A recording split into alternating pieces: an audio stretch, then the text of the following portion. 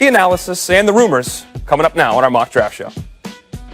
I got many dreams, I got plenty things that I wanna see. Will I put that on me? Yeah. Your life is about to change. You fulfill the dream of yours to make it to the NBA. With the first pick.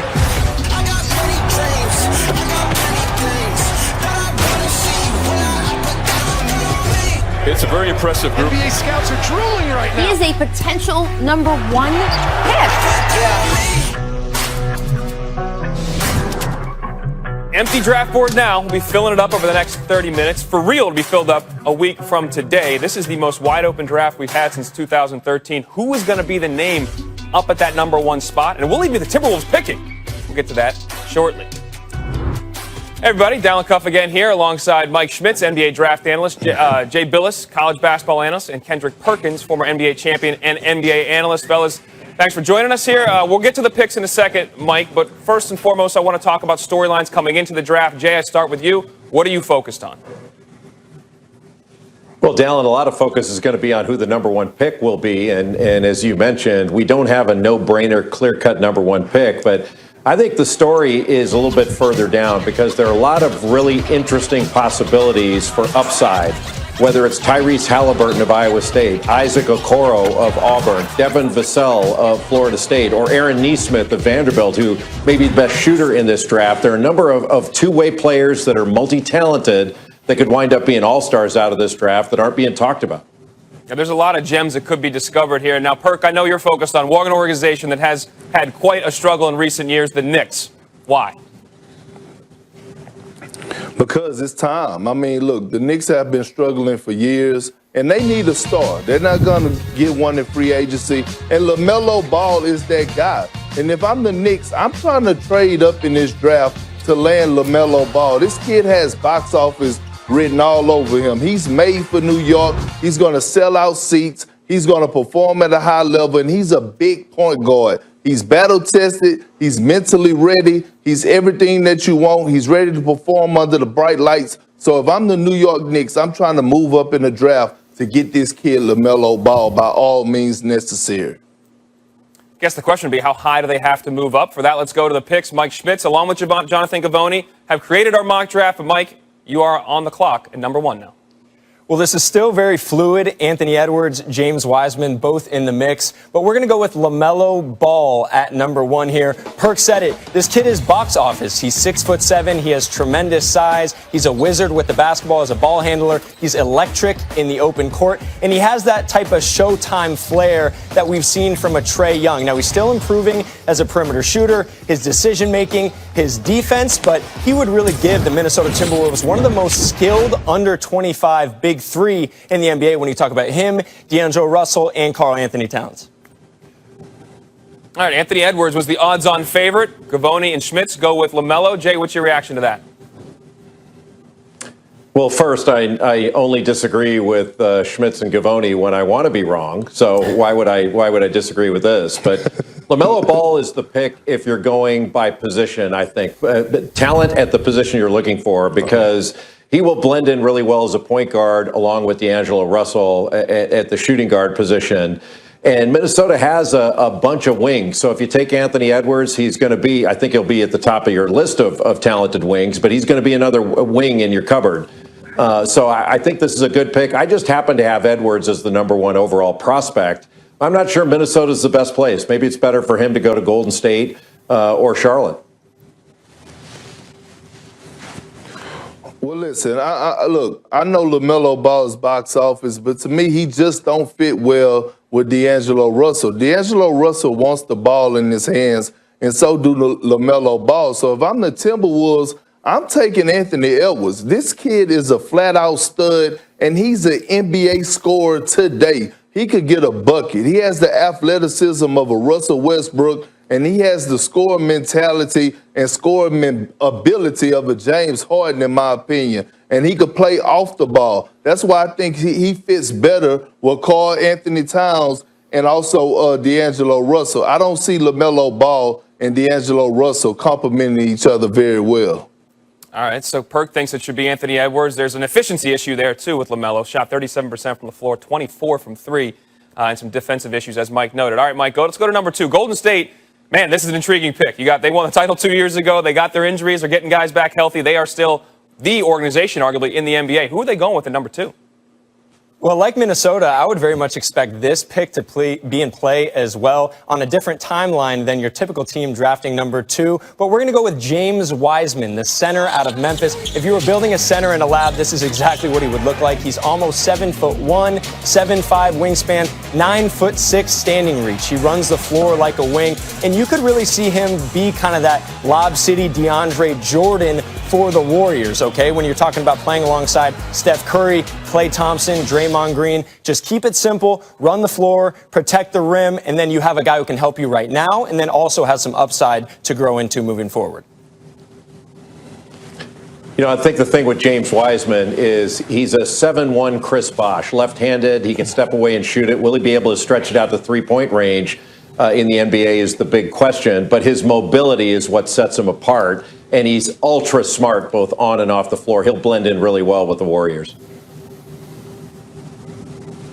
Yeah, I'm right there with you. Look, James Wiseman is a perfect fit. That's what Golden State need. And by the way, going there, he will be taught by a great group of vets, and Steph Curry, Klay Thompson, and especially Draymond Green will teach him all the ropes. Look, this kid is the best big in the draft, hands down. I think he's ready to play right now, and he is the missing piece for the Golden State Warriors. And I'm telling you, he's that lob threat and that rim protector that the Golden State Warriors need. Plus, he put on 20 pounds of muscle during the offseason. Feels like it would be a great fit both ways there at Golden State. Number 3, Charlotte Hornets. Mike, who you got? Anthony Edwards to the Charlotte Hornets at number 3. And we're talking about, this is a number 1 type of talent, okay? 6'5", 230 pounds, 6'10" wingspan, can score it from anywhere on the floor. He can get downhill explosively with power. He can pull up, stop on a dime. He has step backs. He has all different NBA caliber dribble moves that allow him to get buckets. And that's going to translate to the next level. So Charlotte gets a bona fide star here, a guy they could hand the keys to and say, be our number 1 scorer. I think Anthony Edwards is the number 1 overall prospect, and he's the best athlete in this draft. He can go either way off the dribble. He's excellent in transition. He's a human highlight film. He just needs to learn how to play. Doesn't make the best decisions as far as shot selection. I think he needs to get to the bucket more, where he can get fouled and score more points from the free throw line. But because he's so athletic and long-armed, he's got the ability to be an excellent defender if he puts his mind to it. And that's the question. Will he put his mind to it? Well, I'm going with Lamela Ball. I think Lamela Ball fits well with Devontae Graham. Devontae Graham was the bright spot for the Hornets, and if you're looking at them, they love to slide him to the 2 guard. So I would draft Lamela Ball as, and also he's going to sell tickets. He's going to give new life to that Charlotte organization, and he's box office. But I think him and Devontae Graham fit well together. So I'll take Lamela Ball with the number 3 pick. All right, that's number 3. Let's go to number 4, the Bulls, Mike. The Bulls are going to select Deni Avdija, 6'10" combo forward out of Israel, played for Maccabi Tel Aviv, Serbian, Israeli, has great size, great positional length, and this is a guy who can shift really anywhere from 1 to 4 on both ends of the floor. He's tremendous in transition, and he's going to give them a guy who can step in as a starter right away, already has 100 pro games of experience. And you have to think that Luka Doncic and his success is going to positively impact how Deni Avdija is viewed, because he can play at both ends of the floor. He's probably a better defender, I think, than Luka Doncic. He's not the offensive player. Very few players in the world are. But this is a good, solid pick for Chicago. Oh, I agree with both of y'all. Look, this kid is 6'10". He can play both ends of the floor, very skilled. You cannot pass up on a kid like this. And I think this guy is a perfect fit for the Chicago Bulls. So I'm 100% in with that pick that y'all just picked with the Chicago Bulls. Okay, into number 5th pick, the Cavs are on the board. The Cleveland Cavaliers will select Obi Toppin, the best player in all of college basketball, and he's plug and play. He's going to fit alongside Darius Garland, Colin Sexton, Kevin Porter. He's a lob threat. He runs the floor incredibly hard. You can pop him to 3. He's maybe the most complete offensive player in this draft, so I think this is a perfect pick for the Cleveland Cavaliers. Yeah, Toppin, Mike, can step away and shoot the ball with ease from three-point range as a spot-up shooter. He tends to leak out a little bit early when he's running the floor to try to get down court for an offensive play, so he needs to stay in and rebound a little bit longer and then take off once they get the ball. The only question mark with Obi Toppin is his lateral quickness when he's getting out to guard pick and roll. But I think he's going to be a terrific NBA player and really do well early on because of his maturity. I agree. And if Cleveland knew better, they'd do better in draft Toppin. Look, you don't know what's going to happen. We don't know what's going to happen with Tristan Thompson, and we don't know what's going to happen with Andre Drummond. So drafting him along with the young core that they already have is a match made in heaven, in my opinion. All right, number 5, Obi Toppin, the first upperclassman to go off the board in our mock draft. He had 2 freshmen, 2 guys have played overseas. We haven't seen 2 guys overseas in the top 5 since 2015 with Kristaps Porzingis and Mario Hezonja. Will that replicate itself in 2020? We'll be back with 6 through 10 after the break. Presented by Kia. The first 5 picks are in our mock draft. Lamela Ball goes number 1. Anthony Edwards, the odds-on favorite, goes 3. Wiseman in at number 2. Denny Advia out of Israel, number 4. And Obi Toppin, the Wooden Award winner, best college player last year out of Dayton, goes 5. Let's go 6 through 10. Mike Schmitz, where are we at? Well, number 6, the Atlanta Hawks are going to select Isaac Okoro out of Auburn. This kid is a big-time athlete, 6'6", 220 pounds, 6'10" wingspan. It really gives the Hawks exactly what they need defensively. Gives them a defensive identity, someone who can guard 1 through 4 and handle the ball and really, really pass it. And then at number 7, Patrick Williams out of Florida State. This is the biggest riser in this draft. He has an NBA-ready body, 6'8", 225 pounds, 7-foot wingspan.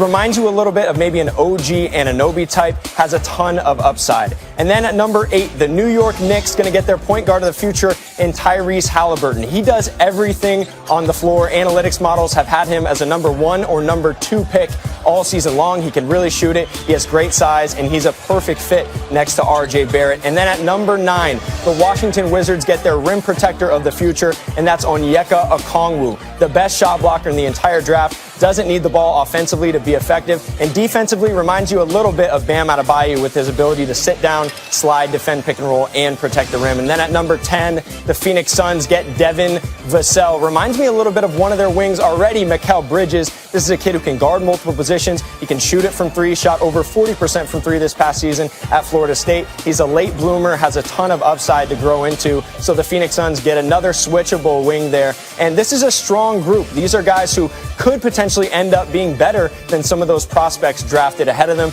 Teams really like the back end of the top 10 in this draft. A year ago, people have been shocked to see Okoro, Williams, and Vassell in the top 10. Halliburton and Okongwu maybe more expected to be on this stage. Jay, what jumps out at you 6 through 10?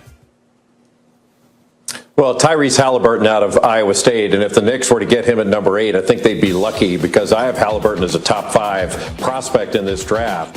He has 0 holes in his game. You know, Mike said it. He can really shoot it, especially when he gets his feet set in catch-and-shoot situations. But he can really handle it. Excellent vision as a passer, second in the Big 12 in assists last year. But he doesn't make mistakes. And with over a 7-foot wingspan, he's an excellent defender that can switch off and guard multiple positions. He can go, I mean, he can play at a high level at both ends of the floor. And I think he's an undervalued prospect in this year's draft.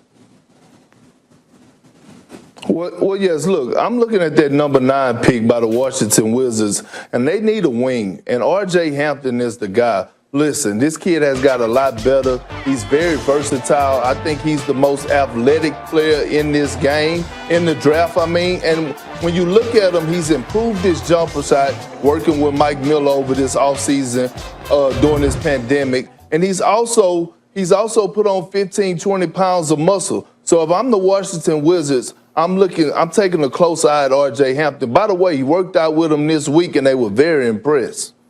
R.J. Hampton, before went college, went and played over in the National Basketball League in Australia with the New Zealand club. When you look at 11 through 20, Mike, let's see what you got there in that grouping. Yeah, at number 11, we're going to go with Aaron Nesmith, the sharpshooter out of Vanderbilt. Killian Hayes, 6'5" point guard. He can make every pick and roll read getting downhill to his left, coming out of France. Sadiq Bey, he's the wily veteran coming from Villanova, kind of a Swiss Army knife, 6'8" forward. Kyra Lewis, he is all speed. He would give the Celtics kind of a point guard of the future there. RJ Hampton, Perk said it. This kid is electric in the open court. He's improved his shooting a ton. And then Tyrese Maxey to Portland. He's the next great Kentucky guard to step in right away and show that he has more to his game, could really complement Dame Lillard and CJ McCollum. And then Precious Achiuwa out of Memphis reminds you a little bit of Montrezl Harrell on the offensive end, but has much more defensive versatility, would be an interesting fit next to Karl Anthony Towns. And then the mystery man, Aleksej Pokusevski, the 7-footer out of Serbia. He's been developing in Greece, the second league, which is where we saw Giannis Antetokounmpo come out of a few years ago. So he's the mystery man in this draft. And then Cole Anthony out of North Carolina, big-time scorer, would give the Nets some depth in the backcourt. And then lastly, Jalen Smith out of Maryland, can shoot it from three, can protect the rim, an interesting fit with the Miami Heat. Really like that Aaron Nesmith pick at 11. We always talk about what can you do at an elite level. He was the best shooter in college basketball before he got hurt, over 50% from the three-point line. Dead-eye shooter. Perk, I know you like Jalen Smith. Sticks at 20. Why? I love him. Listen, a big man that can move his feet, runs the floor like a deer. He could stretch the floor. He's very versatile. He's a great shooter, and I think he would fit well playing alongside Bam out of the Bayou. He's a perfect fit for the Miami Heat. He's what they missing in the four. He can stretch the floor, like I said. The sky's the limit for this kid, and getting him at number 20 is a steal for the Miami Heat, in my opinion. And another steal is going to be Kyra Lewis Jr. from Alabama. You know, when he was recruited to play for the Crimson Tide by Avery Johnson, he was only 16 years old. After 2 years of college basketball, he's still one of the youngest players in this draft. And Mike Schmidt said it. He is pure speed and quickness, great in transition, a good passer, can score, and also a solid defender. He hardly ever comes off the floor. And Nate Oates, who took over for Avery Johnson, plays at a high rate of speed, so he gets up and down the floor. I think Kyra Lewis Jr. is another player that we could look back on this draft in years future and say, how did he go so low that he should have been higher up? All right, Mike, anybody else stand out to you, Mike, in that group, and you want to spend more time talking about how important they could be for one of these clubs?